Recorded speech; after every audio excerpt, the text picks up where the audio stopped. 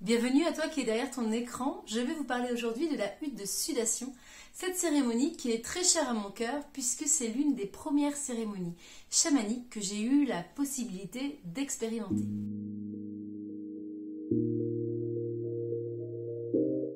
J'ai rencontré ce rituel pour la première fois l'année 2021 et cette même année, j'ai eu l'opportunité d'en effectuer 3 avec 3 organisateurs différents.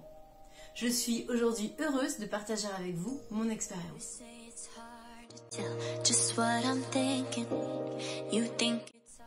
La hutte de sudation est un rituel ancestral qui porte aussi le nom de Temazcal en Amérique centrale ou Sweet Lodge qui est un mot anglais pour désigner la tradition d'Amérique du Nord ou encore cérémonie Impi.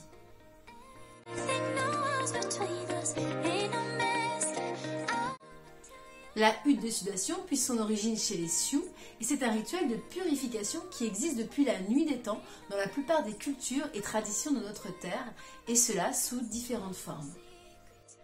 Le rituel de la hutte de sudation se déroule dans une tente assimilable à un sauna. La hutte se présente comme une structure circulaire faite de branchages et recouverte de couvertures. Il existe d'autres formes comme au Mexique où la hutte est une structure en dur et faite de terre.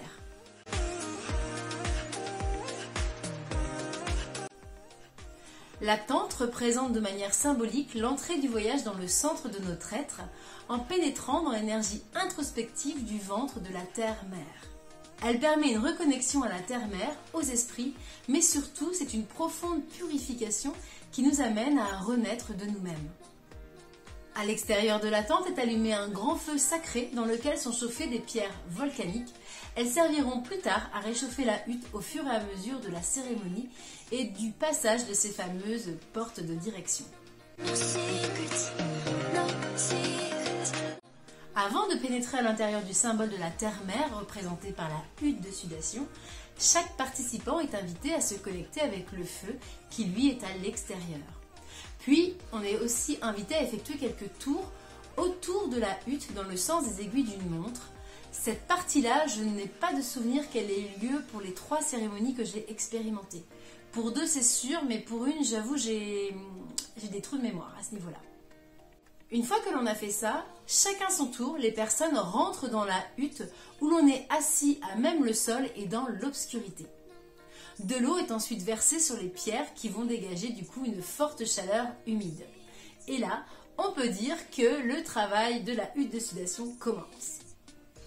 Le maître des cérémonies utilise des plantes sacrées comme le tabac, le copal, la sauge, le romarin, la lavande ou encore l'eucalyptus tout au long de ce rituel. Certaines plantes permettent ainsi d'éviter tout simplement que la fumée fasse mal aux yeux. D'autres plantes apportent un côté odorant très agréable. Et après, il y a toute la magie de chaque plante qui vient aussi pour appeler les esprits et nous protéger pendant la cérémonie. Au cours de la cérémonie, dans la hutte, il y a certaines paroles qui sont canalisées, il y a des chants médecines qui sont interprétés et parfois aussi le silence. Et bien sûr, la présence de chacun. Tout ça, tout cet ensemble fait que le niveau d'énergie s'élève par paliers, permettant de contacter profondément nos différents corps. Le corps physique, le corps émotionnel, mental et bien sûr le corps spirituel, à travers le fameux passage des 4 portes symboliques de la hutte. Pendant l'ouverture de ces portes, qui représentent les 4 directions, les esprits de la nature interviennent pour soigner, pour éveiller les consciences des participants. Certaines personnes peuvent recevoir des visions, des chants, d'autres personnes se mettent à chanter, se mettent à pleurer, se mettent même à même le sol parce que la chaleur devient intenable. Le but étant bien sûr de rester jusqu'au bout des 4 portes. En plus, on va pas se mentir, dans les huttes de sudation, on est plutôt du genre serré comme des sardines. Lors d'une de mes 3 expériences, il y a eu une 5e porte. Je peux vous dire que ce jour-là, mon mental a bien cru que j'allais partir avant la fin parce que tout simplement j'avais cette sensation que ma peau était en train de brûler comme la peau d'un petit rôti de porc et du coup c'était très chaud en termes de ressenti physique et je me suis demandé un petit peu si j'étais pas en danger. Mais j'ai réussi à tenir jusqu'au bout parce que c'est aussi ça le but d'une hutte de sudation, c'est finalement de rentrer en communication avec son mental et d'aller au-delà du mental et de l'ego.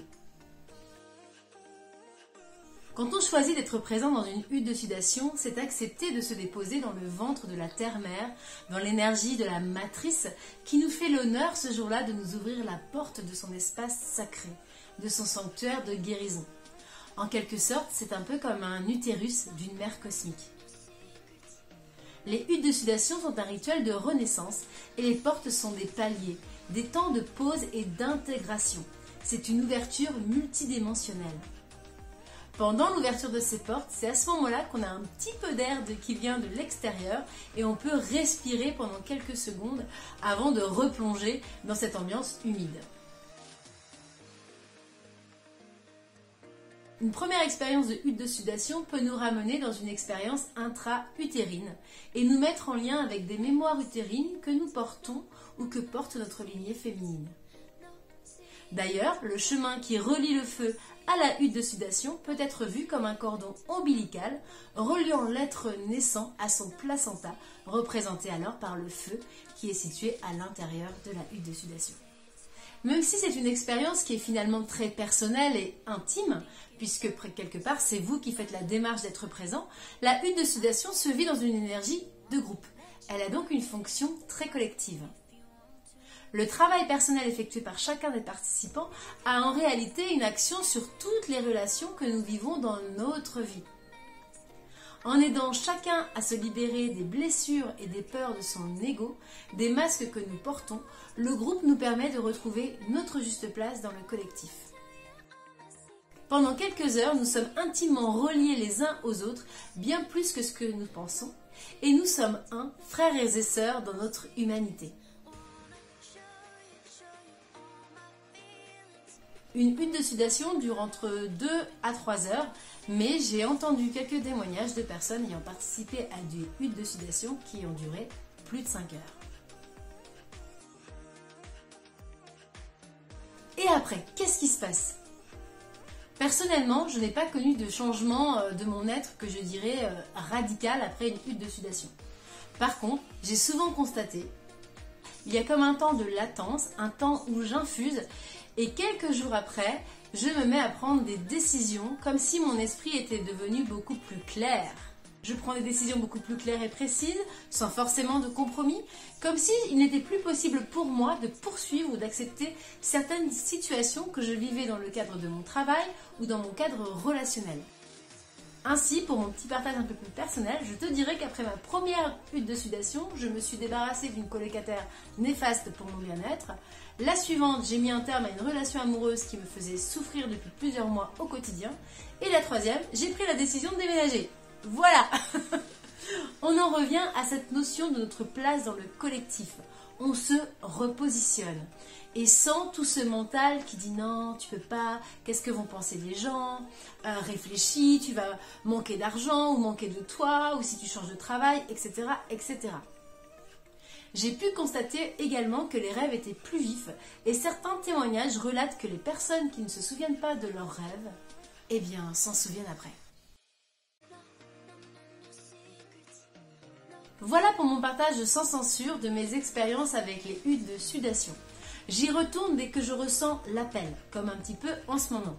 J'ai l'impression que pour moi, c'est vraiment quand je trouve que je stagne dans ma vie, j'ai besoin, en tout cas je ressens l'envie d'en refaire une, quelque part comme pour détoxifier mes pensées et mon corps, pour être capable d'enclencher un nouveau démarrage. N'hésite pas à indiquer juste ici en commentaire si tu as déjà vécu ce genre d'expérience, quel a été ton retour et si jamais tu n'as jamais tenté, est-ce que ça te tente après avoir vu ma vidéo? Tu peux bien sûr liker, partager et t'abonner.